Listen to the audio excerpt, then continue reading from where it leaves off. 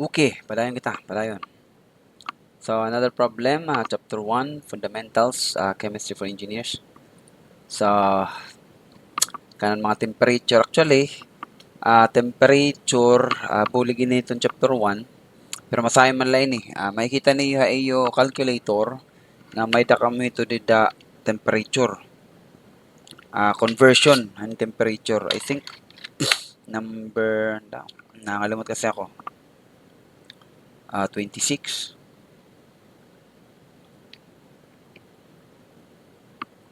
Dire. But anyway, may daha calculator conversion. Bilingon ko nala. It may dida Fahrenheit to Celsius, Celsius to Fahrenheit. Inihira nga ini. Okay? So meaning, kung may daha calculator, diri na niyo kailangan ipakita at solution kung baga may problem nga sugad. Anyway, waray liwat usually problem nga sugad. Sige, include tala. Kay may at least may masayon. Oh, tingad.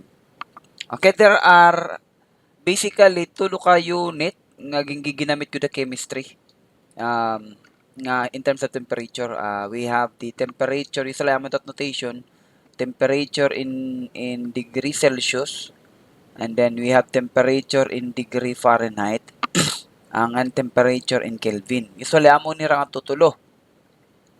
Pero kategory nira iba, ini nga duduha, we call this relative scale.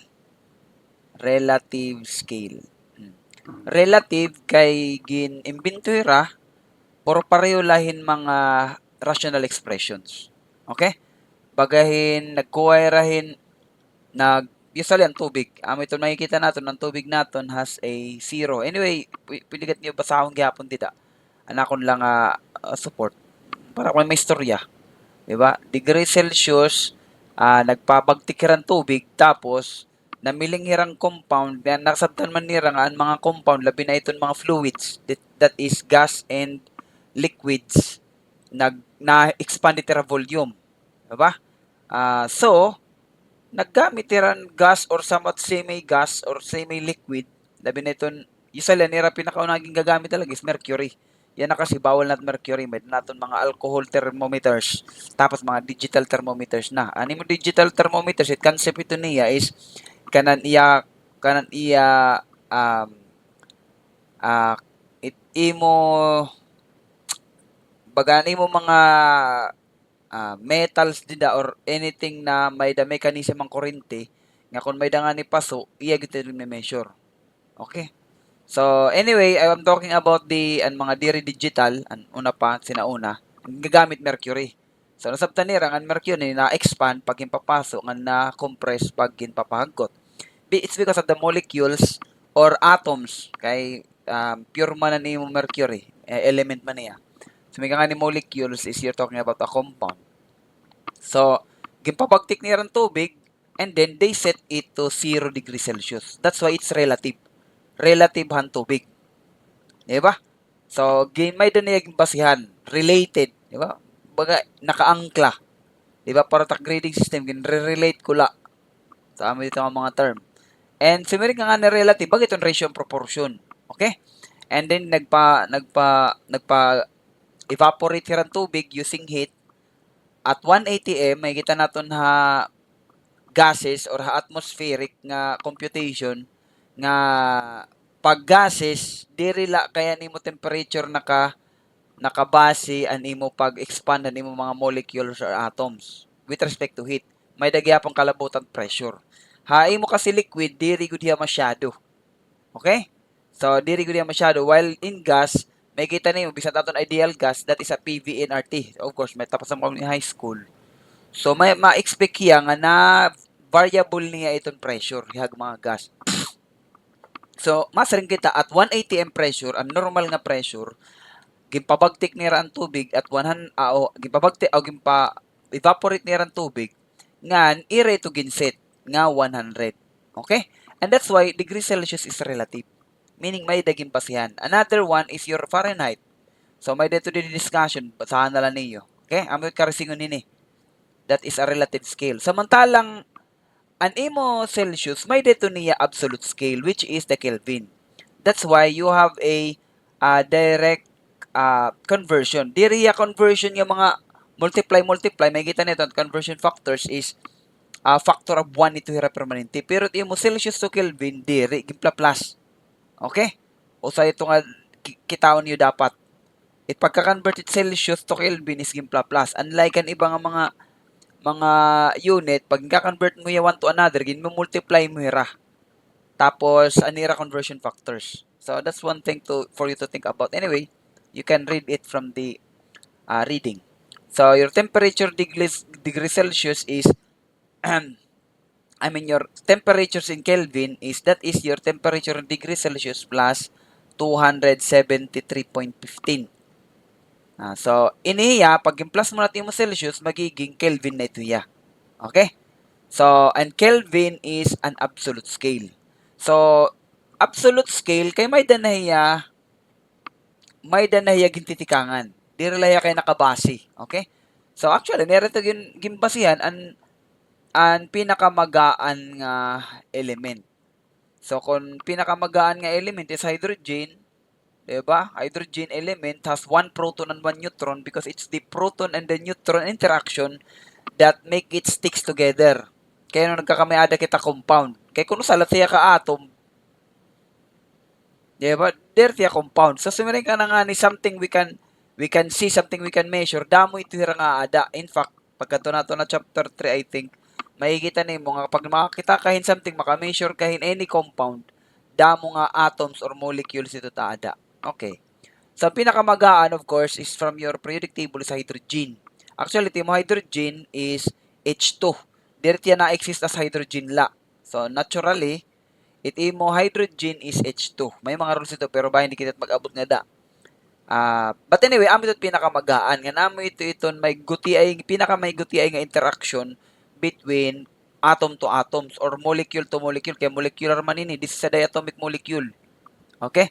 Meaning, duha ka hydrogen element nga animo usa ka molecule. So, pero kung may danimo nga usa ka gramo hydrogen, damulot ito dida ka H2 itaada. Okay? Dami ito ada.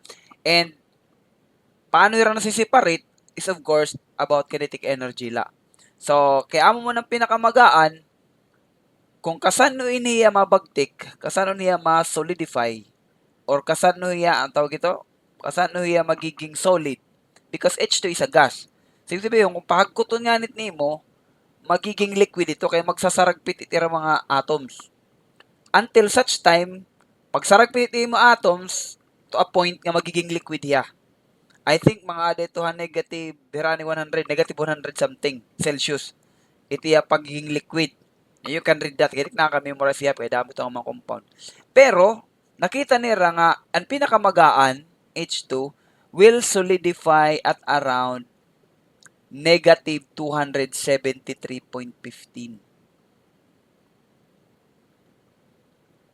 Negative 273.15. And that's why, ginhimo nira, actually, amin niya nga factor ang ginada ni mo Celsius para magkamiada absolute. Celsius, degree Celsius, ma-solidify. Solid na iti mo H2. So, ang liquid nga part, mga negative 100 Celsius. Ano mo, solid nga part na ni mo H2, kay gas ito hiya at room temperature, that is 273.15. So, kung hiya man pinakamagaan, hiya at pinakatapusan, habugos nga universe.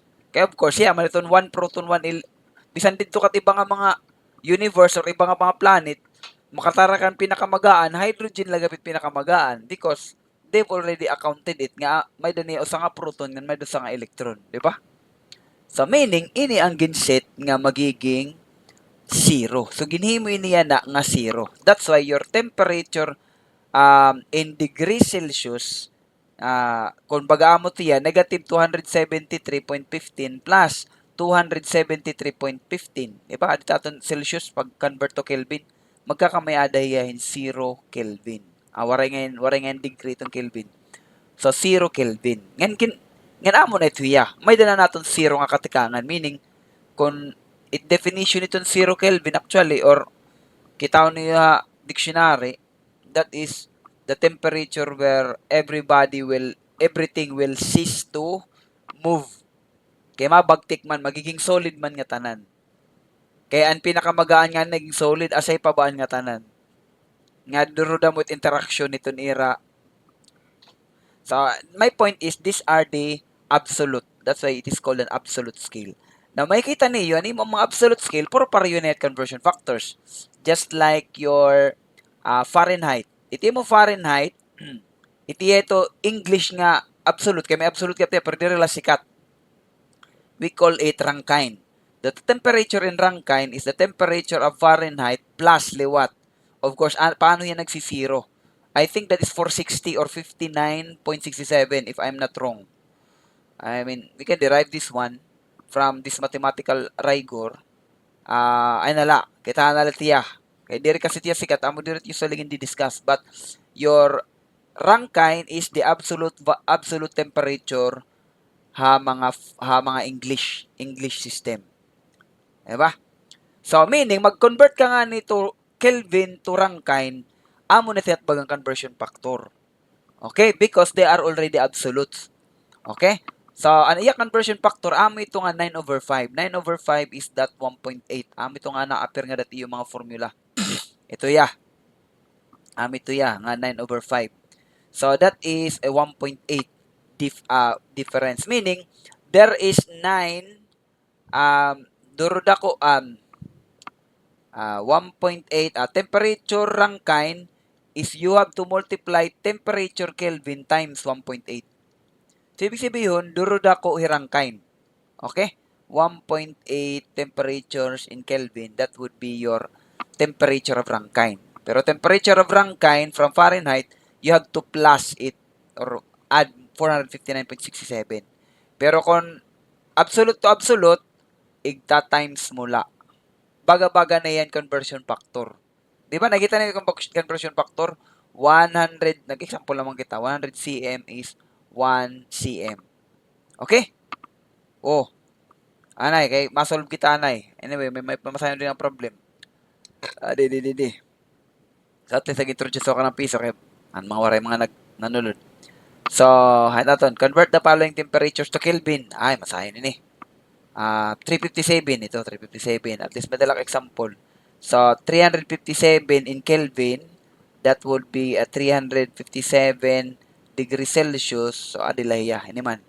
So, plus 273.15. Sigla, plus mula tiya. Mula pa kaya na. 357 degrees Celsius. Diba? Masayon. Or, labi ng Fahrenheit to Celsius, may dala ito conversion. Liwat. Kita lang formula. Kaya pwede man ka gumamit lang calculator. Okay? Diri ko ka magbibigyan balance solution nito. Kaya masasahay naman ito duro. So, 357 plus 273. So, na 500 plus. So, 357 plus 273.15. And that will give us 630 Kelvin. 630.2. Kaya may dani mo tulo, upat, ipinakagutay aton tulo. So, pwede sa 630. The unit now would be Kelvin. So, that is the answer from ini na letter C. Magsayang mo na diba? At least, kitahalan niyo, basahalan niyo kung di ka mo nakakaintindi lo talagang kinyakan. Again, kung di ka mo nakakaintindi, my advice is you really have to look at it in different perspectives. Labi na kung may mga video na yan na internet. Okay? So, mas magasto lagod mo na yan. Okay, kakat ko lang. Thank you guys for listening.